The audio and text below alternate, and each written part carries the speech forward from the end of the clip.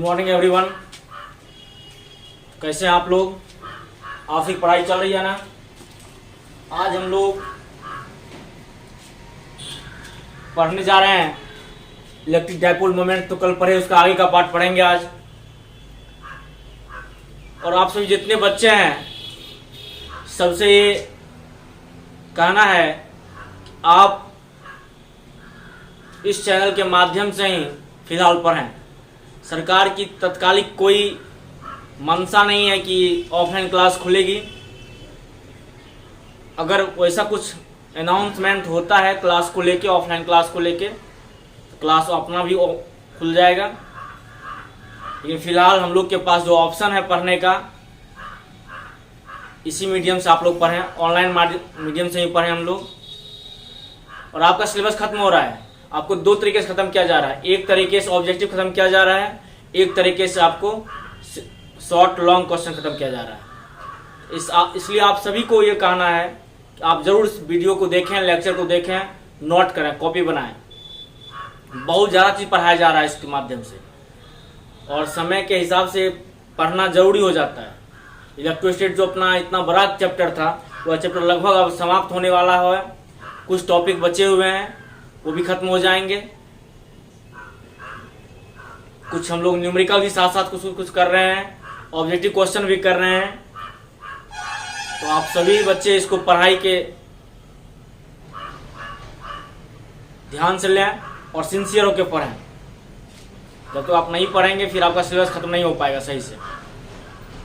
आप ऐसे बहुत ऐसे हैं जिनको लगता है कि ऐसे है वीडियो क्या देखना है, सिर्फ देख लिया, 1-2 मिनट देखा, काम चल गया। अरे भैया, उससे काम नहीं चलने वाला है ना आपका।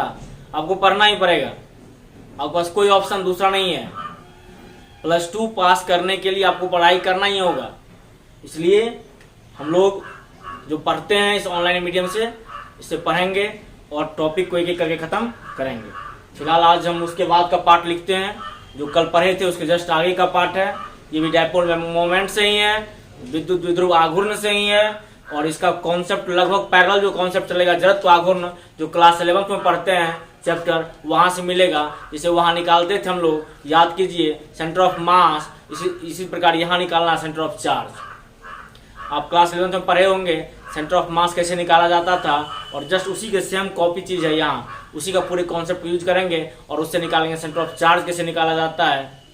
इन सारे बातों को देखेंगे, न्यूमेरिकल भी कुछ करेंगे। फिलहाल आप लोग नोट जरूर बनाइए, लिखिए जरूर, और इस बात को ध्यान रखिए कि पढ़ाई बहुत जरूरी है, समझे?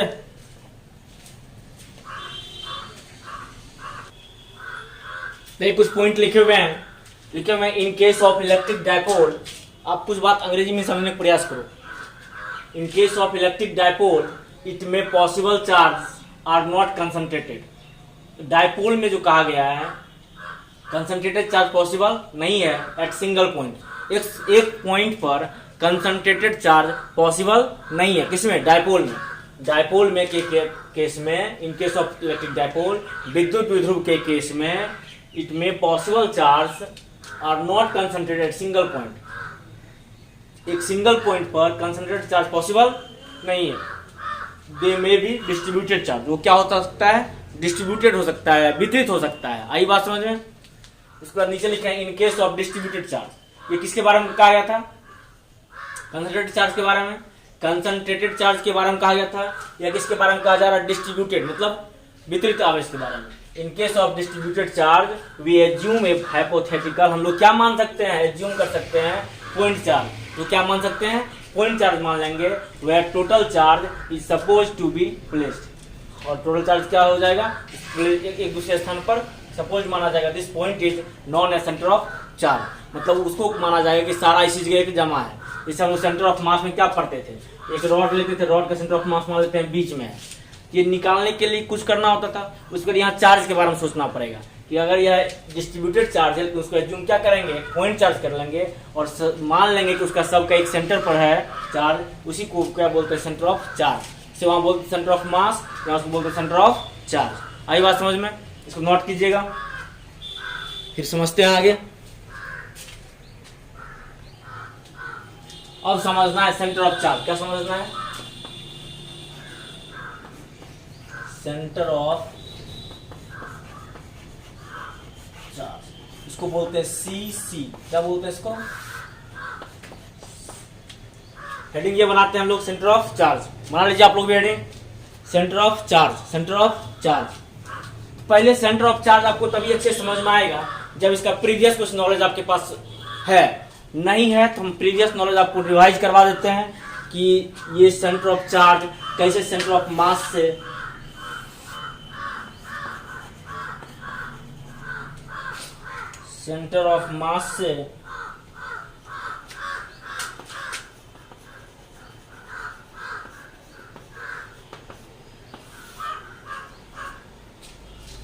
कंपेयर करके समझाते हैं आपको। पहले सेंटर ऑफ मास समझने का प्रयास करते हैं हम लोग। सेंटर ऑफ मास में क्या है? आप देखते होंगे कि जब सेंटर ऑफ मास निकालते थे हम लोग इस तरह निकालते थे। मान लेते ये x है, ये y है, ये z मानते थे क्या? मान लेते थे। और इस एक्सिस में जो निकलता था वो अलग निकलता था, इस एक्सिस में जो निकलता था वो अलग निकलता था, इस एक्सिस में जो निकलता था वो अलग निकलता था। तीनों निकालने में तीनों का कोऑर्डिनेट लिखते थे, याद है? कुछ बात याद कीजिए। उसी प्रकार यहाँ उसी सेम कंडीशन होगा। इसमें जब हम xm के सेंटर ऑफ मास निकालते थे, xcm, x एक्सिस के अकॉर्डिंग क्या है सेंटर ऑफ मास हम निकालते थे हम लोग, इसको लिखते थे इंटीग्रेशन, कुछ याद कीजिए, dm इंटू एक्स। मतलब क्या?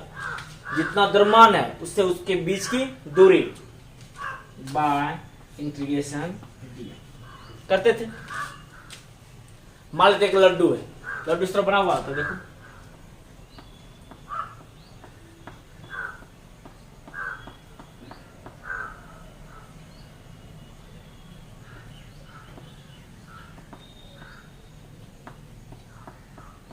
लड्डू है। मान इसमें तो एक टोटल लड्डू का अगर मास, टोटल लड्डू को अगर हम तौलने के लिए रख दें, इस पर ये बता रहा है कि ये 100 ग्राम है। सोच लो सब लड्डू मिले कितना बताया? 100 ग्राम है। अगर इसके एक दाना की बात करें, अगर हम एक दाना की कंपेयर करें, इसका मास कितना हो जाएगा? अगर इसका मास 100 ग्राम है मतलब कैपिटल एम है, इसका एक का बात करें कितना आएगा? डीएम आएगा क्या? Small mass. डी फॉर क्या है? स्मॉल। डी मतलब क्या होता है? स्मॉल होता है। तो डीएम की बात करें स्मॉल आएगा क्या? तो जब इसका एक्स एक्सिस थ्रू इसका निकालेंगे तो क्या लिखते हैं? इंटीग्रेशन डीएम, मतलब एक स्मॉल मास इंटू उसके बीच की दूरी, द्रव्यमान गुना दूरी, इंटीग्रेशन कर दिए, बटे क्या कर दिए? Integration DM. इसका मतलब क्या हुआ? इस लड्डू को बनाने में जितना भी छोटा छोटा मिला हुआ था, ये भी डीएम, ये भी डीएम, ये भी छोटा सा जितना है, सब क्या है? डीएम। सबको अगर जोड़ देंगे क्या एक लड्डू का आकार देगा मुझे? एक लड्डू में जितना लगा हुआ है ये वो प्राप्त हो जाएगा मुझे। तो सबको जब जोड़ेंगे तो उसको क्या करना पड़ेगा? इंटीग्रेशन करना पड़ेगा। और इसको एक्स एक्सिस से दूरी निकालेंगे। मान लेते हैं इसके यहाँ से दूरी निकाल रहे हैं, एक्स एक्सिस में निकाल रहे हैं, तो यहाँ इस सेंटर ऑफ मास से इसके एक्स डिस्टेंस पर कितना दूरी है? एक्स दूरी है। उसके एक्स दूरी से क्या कर दिए? गुणनफल कर दिए। इसी प्रकार अगर हम निकालते हैं YCM, क्या लिखेंगे? Integration DM. अब इसके बाद दूरी कहां से लेंगे? y से, y बाय इंटीग्रेशन। आई बात समझ में? और z से निकालते हैं तो z इंटीग्रेशन डीएम z बटे डीएम आएगा। इस तरह क्या? इस तरह आएगा क्या? ऐसा करते थे हम लोग। याद कीजिए, थोड़ा थोड़ा याद कीजिए तो आप।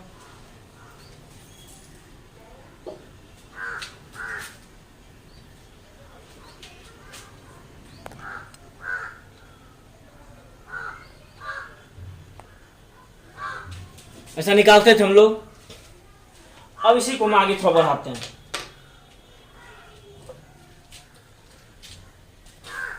अगर इसका एक्स से निकालते, इसका डेवलप फॉर्म लिखते हैं हम। इधर लिखते हैं, बाद में इस पर चर्चा करेंगे। इसका डेवलप फॉर्म लिख के दिखाते हैं आपको,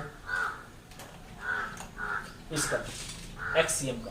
हम ऐसा लिख सकते हैं क्या? dmx है, इंटीग्रेशन है। इस इंटीग्रेशन टर्म को तोड़ के लिखते हैं, अलग अलग करके लिखते हैं। क्या लिखेंगे? m1x1 प्लस m2x2 ऐसा लिखेंगे क्या? Plus so on bye m1 plus m2 ऐसा करके लिखेंगे। ये किसके लिए हो गया जी, M1 M2। आखिर इसमें जो ये जो इस तरह छोटा लड्डू छोटा बना हुआ था तो सबका मास अलग अलग, सबसे डिस्टेंस भी अलग अलग। स्वाभाविक है जब इससे डिस्टेंस इसका निकालेंगे तो ये डिस्टेंस इतना हो जाएगा, इससे निकालेंगे डिस्टेंस कमेगा, इससे निकालेंगे और डिस्टेंस घटेगा, सब डिस्टेंस तो अलग अलग हो जाएगा ना। M1 X1 plus M2 X2 plus M3 X3 ऐसे हो जाएगा। इसी प्रकार YC हम निकालते हैं, ये क्या निकलेगा, M1 Y1 M2 Y2 M1 plus M2 होगा ऐसा क्या। ये यहाँ क्या है, यहाँ भी डिस्ट्रीब्यूटेड है, यहाँ मास क्या है डिस्ट्रीब्यूटेड है, वहां चार्ज क्या था डिस्ट्रीब्यूटेड था। उसी प्रकार जब हम चार्ज का कॉन्सेप्ट पढ़ेंगे तो चार्ज में क्या लिखेंगे, इसी प्रकार लिखेंगे क्या, चार्ज का इसी तरह लिखेंगे। जैसे यहाँ क्या लिखे DMX लिखे हैं, चार्ज का क्या लिखेंगे, चार्ज का मास का M, चार्ज का Q। मास के लिए द्रव्यमान के हम लोग क्या यूज करते हैं M, और चार्ज के लिए क्या यूज करते हैं Q। द्रव्यमान के लिए क्या यूज करते हैं M, और आवेश के लिए क्या यूज करते हैं Q यूज करते हैं क्या। उसी प्रकार तब यह DM को मतलब यहाँ क्या होगा, DM ना रह के यहाँ क्या हो जाएगा Q हो जाएगा, होगा क्या। अच्छा X तो रहेगा, डिस्टेंस यहाँ भी X मान सकते हैं, डिस्टेंस मानने में कोई फर्क पड़ने वाला नहीं है। आ गई बात समझ में। अब इसको हम अब अपने टॉपिक पर आते हैं, इसको समझ में आ गया। जैसे क्लास 11th में पढ़े थे XCM सेंटर ऑफ मास, जरूरत जब पढ़ रहे थे वहां पर centre of mass integration DMX y integration DM, y के लिए इतना लिखे थे, इस तरह लिखते थे क्या। अब हम लोग को जो पढ़ना है वो पढ़ना है सेंटर ऑफ चार्ज। क्या पढ़ना है, centre of charge.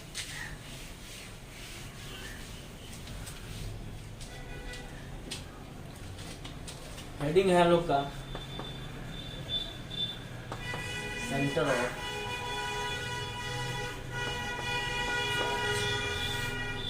Centre of charge अगर निकालना है मतलब XCC, इसको बोलते हैं x coordinate of centre of charge. इसको क्या पढ़ते हैं, इसको पढ़ते हैं हम लोग, पढ़ना सीख लीजिए, एक्स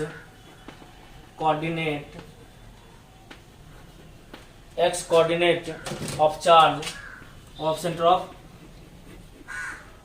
चार्ज। पढ़ना सीखे क्या करते हैं इसको, एक्स कोऑर्डिनेट XCC, क्या लिखा है XCC, इसको बोलते हैं x coordinate of centre of charge, x coordinate of centre of charge. इसके बदले हम क्या लिख सकते हैं, जस्ट सैम्पल याद कीजिए कैसे लिखे थे वहां के DM इंटू एक्स, क्या लिखेंगे इंटीग्रेशन DM को DQ into x by DQ। कोई कंफ्यूजन नहीं ना किसी को, इसको नोट कीजिए आप लोग। XCC वहां XC हम लिखते थे, सेंटर ऑफ मास लिखते हैं क्या, सेंटर ऑफ चार्ज, इसको बोलते हैं x coordinate of centre of charge बराबर integration DQ into x by integration DQ। इसको हम लिख सकते हैं इस तरह, क्या इसको हम इस तरह लिख सकते हैं। और हम लिखना चाहें XCC, अगर इसको डिस्ट्रीब्यूटेड फॉर्म में लिखे हैं तो हम ऐसा लिख सकते हैं Q1 X1 plus Q2 X2 plus so on by Q1 plus Q2 plus, ऐसा लिख सकते हैं। कोई कंफ्यूजन नहीं। इसी प्रकार हम लिख सकते हैं Y से, किससे लिख सकते हैं Y से, क्या लिखेंगे Q1 Y1 Q2 Y2 bye Q1 plus Q2 लिख सकते हैं क्या, कोई कंफ्यूजन नहीं ना। इसको हम लिख सकते हैं फिर से, अगर ऐसा लिखेंगे इस तरह टर्म में लिखें, क्या लिखेंगे अगर ऐसा टर्म में लिखें YCC बराबर integration DQY bye integration DQ, ऐसा लिख सकते हैं क्या, ऐसा लिख सकते हैं नहीं लिख सकते हैं। हाँ अब इसको क्या पढ़ेंगे, इसको पढ़ते थे x coordinate of centre of charge, इसको क्या पढ़ेंगे, इसको पढ़ेंगे y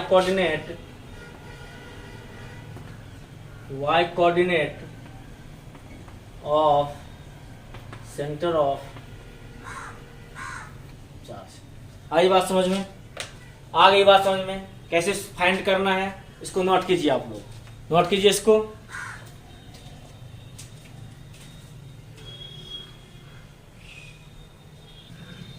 नोट कर लिए, अब देखिए इसके प्रॉब्लम पर हम लोग चलते हैं न्यूमेरिकल पर। एक दूसरे क्वेश्चन कर लेंगे तो इसका समझ में आ जाएगा एप्लीकेशन कैसे यूज किया जाता है। बाकी क्लास 11th की तरह ही निकलेगा ये। क्वेश्चन आपका है, क्वेश्चन का रहा है फाइंड इलेक्ट्रिक डायपोल, निकालना है इसका।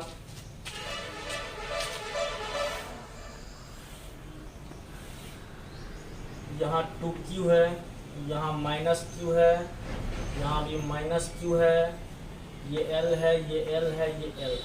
ओके, अब आपसे कह रहा है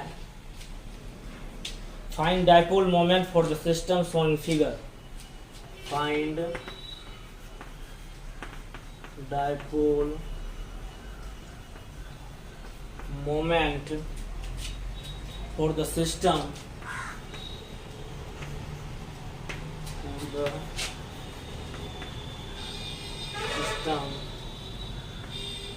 shown in figure। आपका क्वेश्चन यही रहा, इस फिगर को देखिए और इससे डायपोल मोमेंट को निकालिए। आपके पास 1 आध मिनट का समय देते हैं, वीडियो पॉज कीजिए और क्वेश्चन बनाने पर स्टार्ट कीजिए। देखिए बनता है क्वेश्चन, ट्राई कीजिए। तो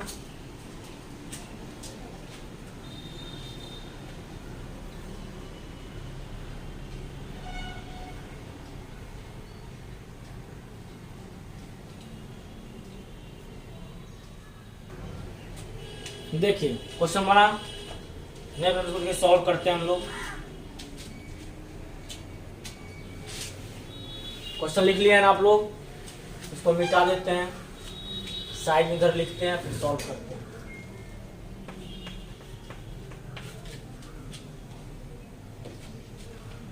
फिगर ये था ना, -q -q 2q l l। कुछ याद कीजिए, इसको छोड़ दीजिए, देखना पहले इसको इस पर ध्यान दीजिए। ये लग रहा है आपको डायपोल है, ऐसा लग रहा है। देखिए यहाँ -q, यहाँ -q, यहाँ +2q। चार्ज तो डिस्ट्रीब्यूटेड है, चार्ज क्या डिस्ट्रीब्यूटेड, इसको हम क्या मान लेंगे, एज्यूम कर लेंगे एक पॉइंट पर चार्ज है। क्या है वो, एक पॉइंट पर। तो हम लोग रॉड का निकालते थे centre of mass class 11th में। तो जहां से जिस रॉड का निकालना होता था पहले वहां क्या करते थे, एक ऑरिजिन ड्रॉ कर देते थे। तो हम मान लेते हैं यहाँ इस पॉइंट पर ऑरिजिन O है। क्या ये मेरा क्या है, ऑरिजिन। इसको बोलते हैं मूल बिंदु। क्या बोलते हैं इसको, मूल बिंदु। इसको मूल बिंदु माने। अब देखिए यहाँ से इसको जब जैसे मूल बिंदु हम मानेंगे, यहाँ से इसकी लंबाई ये है, दूरी कितना हो जाएगा, l हो जाएगा। टोटल दूरी यहाँ तक l होगा। और ये किस एक्सिस में है जी, x एक्सिस में। किस एक्सिस में है वो, x एक्सिस में है। क्या अब क्या करते हैं हम लोग का फॉर्मूला है, फॉर्मूला क्या पर है, सेंटर ऑफ चार्ज का फॉर्मूला पर है q1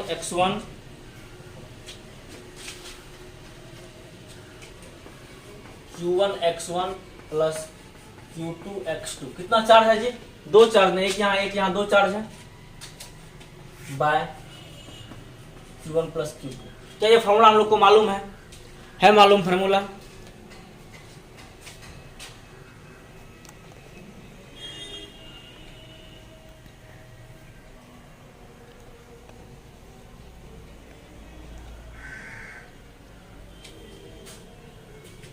देखिए ये फॉर्मूला मालूम है मुझे, और इस फॉर्मूला के हिसाब से चार्ज q1 क्या हुआ, पहला चार्ज मेरा ये रहा, q2 चार्ज मेरा क्या हुआ, ये है चार्ज।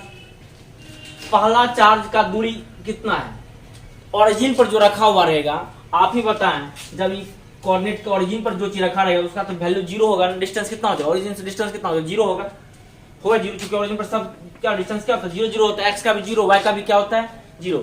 आखिर इस ओरिजिन पर इधर ये जो q चार्ज है ये कहाँ रखा हुआ है, इसका डिस्टेंस क्या है, 0। हम इसको लिख सकते हैं q1 मतलब -q तो लिख देंगे, चूंकि चिन्ह लिखा नहीं जाएगा, इसे सिर्फ q लिखे, आवेश लिखे, गुना 0 प्लस q2 मतलब क्या लिखेंगे, q गुना चार्ज x2। डिस्टेंस कितना है जी, l ना, L बटे Q प्लस Q, ये टर्म जीरो हो गया, QL बटे 2Q। देखो ये Q कैंसिल हो जाएगा ना, L/2।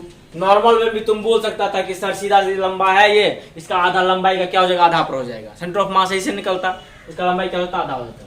अब यहाँ आ गया ये, अब यहां से इस पॉइंट से यहां, तो अब ये डिस्टेंस निकल जाएगा मेरा। अब इसका वैल्यू कितना हो गया, L/2, इसका भी कितना हो गया, L/2 निकल गया क्या। और टोटल चार्ज यहाँ कितना हो गया, Q कितना होता है 2Q, यहाँ चार्ज कितना आ गया -2Q, कितना चार्ज आ गया इससे -2Q। देखो अब यह बन गया डायपोल, अब यह क्या बन गया, डायपोल। पहले डायपोल नहीं था, यह चार्ज और यह चार्ज, इस दोनों के बीच कितना, इस पर कितना बीच में कितना चार्ज हो गया, -2Q, -2Q प्लस 2Q। अब यह क्या बन गया, डायपोल। क्योंकि डायपोल का डिफरेंशियल क्या होता है, विद्युत विद्युत का डिफरेंशियल क्या होता है, परिमाण में समान लेकिन चिन्ह में क्या होता है, विपरीत। परिमाण में समान है 2 है, चिन्ह में क्या है, विपरीत, एक प्लस में दूसरा क्या हो गया, माइनस में हो गया। अब हम इसको जो मान लेते हैं, यह डिस्टेंस जो है, यह डिस्टेंस अपना, इसको हम मान लिए x, कितना मान लिए x। जब यह x हो जाएगा तो हम लोग को निकालना आसान हो जाएगा क्या, हम लोग को निकालना आसान हो जाएगा, अब निकल जाएगा आसानी से। अब क्या करेंगे, x बराबर क्या निकलेंगे, यहां से x बराबर निकालेंगे हम लोग, x का वैल्यू निकालते हैं, इस x का वैल्यू, तो हम देखते हैं कैसा त्रिभुज, समकोण त्रिभुज है। समकोण त्रिभुज में लंब बराबर होता है कर्ण स्क्वायर माइनस आधार स्क्वायर, अंडर रूट कर्ण स्क्वायर माइनस आधार स्क्वायर क्या है, L/2 का होल स्क्वायर होगा क्या। इसको करेंगे अंडर रूट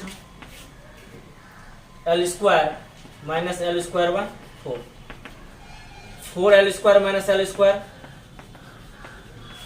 बाय 4 होगा।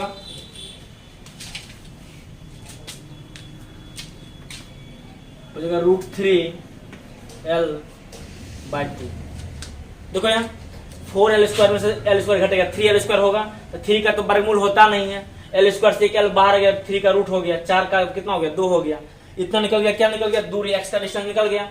अब मेरा डायपोल तो ये है, अब ना ये है ना इससे मतलब है, ना इससे मतलब है ना इससे मतलब, मुझे सेंटर ऑफ चार्ज निकल गया, सेंटर ऑफ चार्ज कितना है, -2Q है, ये बीच का निकल गया। अब दो चार्ज में दिया हुआ, इसकी दूरी भी निकाल ली, क्या P का वैल्यू निकल जाएगा, डायपोल मोमेंट नहीं निकलेगा, इसलिए डायपोल मोमेंट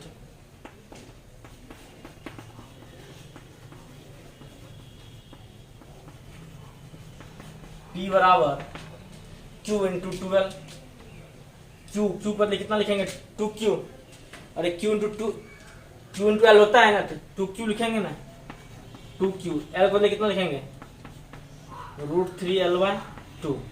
तो यहाँ से कट जाएगा क्या, 2 से 2 कैंसिल हो गया, कितना वैल्यू आएगा जी, √3L3, कितना आया वैल्यू, √3L3। कोई कंफ्यूजन किसी को नहीं ना, डायरेक्शन इसमें होगा, डायरेक्शन इधर होगा ना, माइनस से प्लस डायरेक्शन, डायरेक्शन किधर होता है इसका डायरेक्शन हो जाएगा इस ओर, डायरेक्शन किधर हो जाएगा इसका, इस ओर डायरेक्शन हो जाएगा, वो किस में हो जाएगा, y एक्सिस में। नहीं आ गया बात समझ में, किसी कोई समस्या समझने में, इसको नोट कीजिए आप लोग, अच्छे समझिए, नोट कीजिए इसको। देखिए अगला क्वेश्चन क्या है, कह रहा है हाइड्रोजन परमाणु प्रोटॉन प्लस ई तथा इलेक्ट्रॉन माइनस ई के मध्य दूरी 5.29 × 10⁻11 मीटर है, इस परमाणु का द्विध्रुव गुण ज्ञात कीजिए। पहले हम क्वेश्चन पढ़ते हैं अच्छे से, क्या कह रहा है जी, प्रोटॉन, आप लोग क्वेश्चन पहले नोट कर लीजिए, क्वेश्चन नोट करिए, ट्रैक कीजिए, जिनसे बनता है वो ट्रैक कीजिए, बनेगा क्वेश्चन कुछ नहीं है। और दूसरा है इलेक्ट्रॉन, डायपोल के लिए क्या चाहिए, एक प्लस दूसरा माइनस चाहिए, हो तो गया भाई, माइनस इलेक्ट्रॉन ये रहा, इसके दूरी पर है प्लस इलेक्ट्रॉन, इसको बोलते हैं प्रोटॉन, और दोनों के बीच की दूरी है, ये डिस्टेंस है L, 12 मानो L मानो, कोई फर्क पड़ने वाला नहीं, हम लोग यहाँ 12 मान के सॉल्व करते हैं। हम लोग कल पढ़े थे थ्योरी में 12 माने थे या D माने थे, हम लोग D मान लेते हैं, 12 मानते हैं, या D ज्यादा आसान रहेगा हम लोग के लिए न्यूमेरिकल सॉल्व करने में। कल का जब थ्योरी पढ़िएगा तो वहाँ D बराबर 12 लिखे थे, 12 भी मानेंगे तो सही है, डी मानेंगे तो भी सही है, आर मानेंगे तो सही है, एल मानेंगे तो सही है, कोई फर्क पड़ने वाला नहीं है, जैसा मानेंगे वैसा रिजल्ट आएगा। अब क्वेश्चन को सॉल्व करते हैं। इलेक्ट्रॉन कितना होता है जी? चार्ज -1.6 × 10⁻⁻19 कूलम, सही बात है। प्रोटॉन कितना होता है? +1.6 × 10⁻⁻19 कूलम, कोई कंफ्यूजन नहीं है। डी कितना दिया हुआ है जी? डी का वैल्यू दिया हुआ है 5.29 × 10⁻⁻11 मीटर। तो सब ऐसा ही मात्रक में है ना, कारण द्विध्रुव आघूर्ण पी पूछ रहा है ना, Q × D। Q कितना है? कोई एक चार्ज लेंगे, 1.6 × 10⁻⁻19, दोनों में कोई एक लेना है। डिस्टेंस कितना है? 5.29 × 10⁻⁻11। इसका मात्रक क्या होता है? Coulomb metre. गुना कर लो, 16 × 9, 16 44 से बाकी 14, 16 9 32, 4 36 10, 46 के 6 बाकी 4, 484 4 84, 3 अंक के बाद दशमलव बच जाएगा। -19 -11 30 कूलम मीटर। कोई समस्या किसी को? सही है, नोट करो फिर।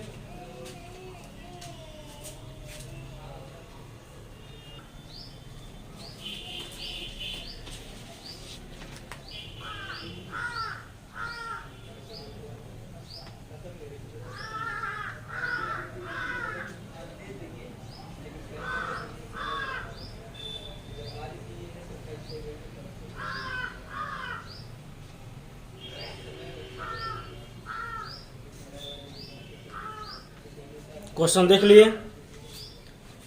क्वेश्चन के अगला क्वेश्चन क्या कह रहा है? कह रहा है 5 माइक्रोकूलम परिमाण वाले बराबर किंतु विपरीत आवेशों के एक युग्म से बने द्विध्रुव आघूर्ण। तो कितना अच्छा क्वेश्चन कह रहा है। कह रहा है 5 माइक्रोकूलम है, एक माइनस में है, दूसरा प्लस में है, सही। कह रहा है इसकी बीच की दूरी क्या है? डी मान लेते हैं हम लोग, डी मानते हैं। और दिया हुआ है क्या? पहले हम लोग चार्ज लिख लेते हैं, किसी एक का चार्ज लिखते हैं, किसी एक से मतलब है 5 माइक्रोकूलम, 5 × 10⁻⁻6 कूलम हो जाएगा। डिस्टेंस आपसे पूछा जा रहा है, द्विध्रुव आघूर्ण का वैल्यू दिया हुआ है आपको। कितना परिमाण दिया हुआ है जी? परिमाण दिया हुआ है 5 × 10⁻⁻7 कूलम मीटर का। इसलिए चूंकि हम लोग क्या पढ़े हैं, चूंकि P = QD, इसलिए D बराबर क्या होगा? P/Q। P कितना है जी? 5 × 10⁻⁻6 कूलम बटे Q का कितना है? ये -7 ना, T -7 है, कूलम मीटर बटे 5 × 10⁻⁻6 कूलम। कूलम से कूलम कैंसिल हो गया, 5 से 5 कट गया, 10⁻⁻1 मीटर, मतलब बोले तो 0.1 मीटर। आगे बात समझ में? नोट कीजिए इसको।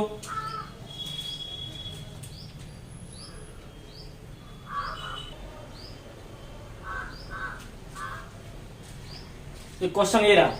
क्वेश्चन कह रहा है किसी निकाय में दो आवेश QA 2.5 × 10⁻7 कूलम था, QB -2.5 × 10⁻7 कूलम। स्वाभाविक है, एक प्लस दूसरा किसमें है? माइनस में है। उनसे दो बिंदुओं A 0 0 15 B 0 -15 cm पर अवस्थित है, तो निकाय कुल आवेश था द्विध्रुव आघूर्ण क्या होगा? पहली बात हम डिस्टेंस देखते हैं, डिस्टेंस क्या है। ये क्या है मेरा? अगर दिया हुआ है A 0 0 15, इसका मतलब है ये x है, y है, x1 y1 और z1। B दिया हुआ है 0 0 -15, फिर से x है, y है, z2। तो z डैश कर दें, x y z लिखते हैं, इसको हम x z x dash y dash और z डैश कर दें। x का कोई वैल्यू तो होगा नहीं डिस्टेंस में, y का भी कुछ नहीं होगा, सिर्फ इसका, तो z का। तो मान लेते हैं z का ये डिस्टेंस है, मिड पॉइंट के बीच में होगा, ओरिजिन से नहीं होता है, ये z, ये z डैश। इसकी दूरी है यहाँ की, यहाँ का कोऑर्डिनेट है -15, यहाँ का कोऑर्डिनेट है प्लस 15, ये मिड पॉइंट है। और कितना रखा गया चार्ज, आवेश रखा गया ए के पास, ये ए है, यहाँ क्यू ए है, इसके पास है 2.5 गुना 10 पर पावर माइनस 7 कूलम, यहाँ क्यू बी है, यहाँ माइनस 2.5 गुना 10 पर पावर माइनस 7 कूलम रखा गया आवेश। सही बात है। अब आपसे अपने से पूछा क्या जा रहा है, वैद्युत ध्रुव आघूर्ण में क्या होगा, कुल आवेश कितना होगा। दूरी समझ में आ गया ना, एक्स में कुछ दूरी नहीं था, वाई में नहीं था, जेड में नहीं था, तो टोटल ये चार्ज कितना हो जाएगा, टोटल चार्ज कितना हो जाएगा। कोई एक ही परिमाण लिया जाता है ना, आवेश तो उतने लिए होगा, कोई एक ही चार्ज लिया जाता है, तो आवेश कितना हो जाएगा, क्यू हो जाएगा 2.5 इंटू 10 पावर माइनस 7 होगा। अच्छा, अब इसकी दूरी कितनी हो गई, 15, यहां से इधर 15, यहां से इधर 15, टोटल कितना दूरी हो गया 30। देखो यहां से ऊपर जेड में जो दिखाते हैं ऊपर, तो प्लस में, उसके जस्ट नीचे वाला क्या होता है माइनस में, यहां से लेके यहां तक 15 और यहां से यहां तक कितना 15, टोटल दूरी कितना होगा 30। डिस्टेंस कितना होगा 30 सेंटीमीटर। मीटर को मीटर में बदलते 10 पावर माइनस 2 से क्या करेंगे, गुना कर देंगे, दूसरे आघूर्ण निकालते हैं क्यू इंटू डी, 2.5 गुना 10 पर पावर माइनस 7 गुना 30 गुना 10 पर पावर माइनस 2 कूलम मीटर। 25 दिया 75, 10 पर power minus 9 coulomb metre. 7.5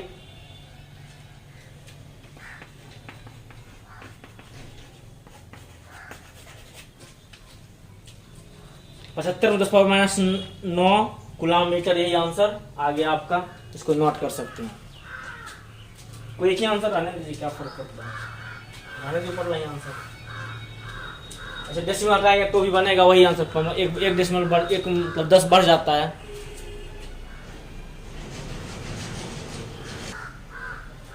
next question देखते हैं, न्यूमेरिकल तो बहुत है। अगला क्वेश्चन लोग देख रहे हैं, कह रहा है दो समान विद्युत द्विध्रुव ए बी तथा सी डी एक दूसरे को मध्य बिंदु पर क्रॉस करता है, प्रत्येक का द्विध्रुव आघूर्ण P का वैल्यू दिया हुआ है QL तथा उसके बीच का कोण कितना दिया हुआ है 60 डिग्री, तो कुल विद्युत द्विध्रुव आघूर्ण ज्ञात करें। हम लोग को करना कैसे में समझिए, क्वेश्चन में क्वेश्चन ये करते हैं कि दो क्या कर रहा है, क्रॉस कर रहा है, मान लेते हैं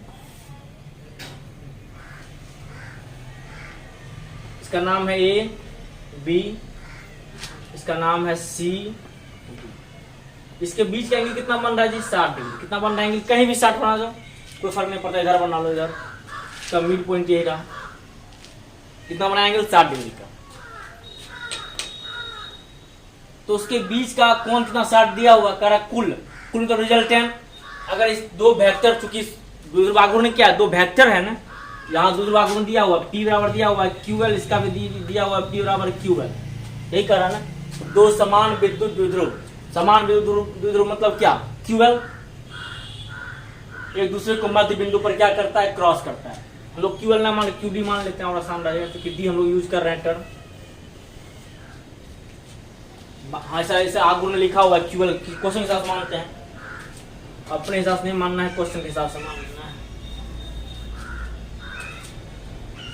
D हो या L हो कोई फर्क पड़ने वाला नहीं है। रिजल्टेंट वेक्टर क्या होता है, रिजल्टेंट वेक्टर होता है under root a square plus b square plus 2ab cos theta, यही होता है ना। रिजल्टेंट किसका निकालना है, P निकालना है ना, सिर्फ परिमाण निकालना हम लोग को। ए का बदले कितना लिखें, QL का स्क्वायर, बी भी क्या हो जाएगा QL का square plus 2QL into QL cos 60 degree.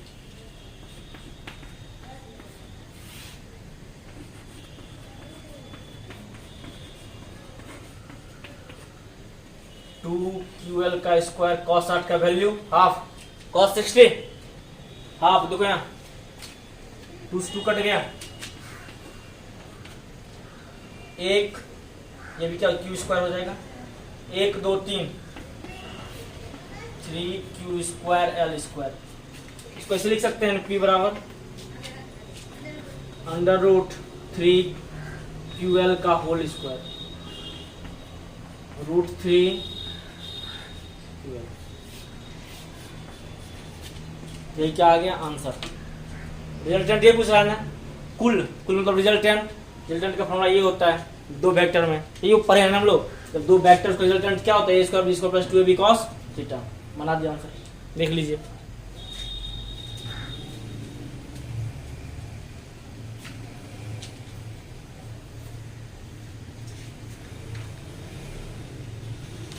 ये होगा किसमें आंसर, कूलम मीटर में। जी आंसर हो जाएगा आपका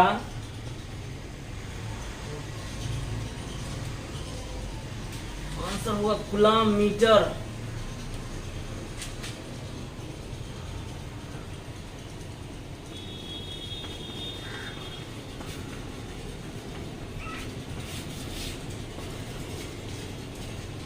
नोट कीजिए यहां तक। आज का क्लास यहीं तक रहेगा। आप न्यूमेरिकल बताएं, जो सेंटर ऑफ चार्ज बताएं वो थोड़ा ढंग से सुनना समझना। और ये तो बहुत इजी न्यूमेरिकल है, इसको भी देख लेना, बनाना एक बार प्रैक्टिस करेगा, क्वेश्चन तेरे से बन जाएगा। समझ में आया ना। आज क्लास यहीं तक, नेक्स्ट क्लास में फिर से हम लोग मिलते हैं।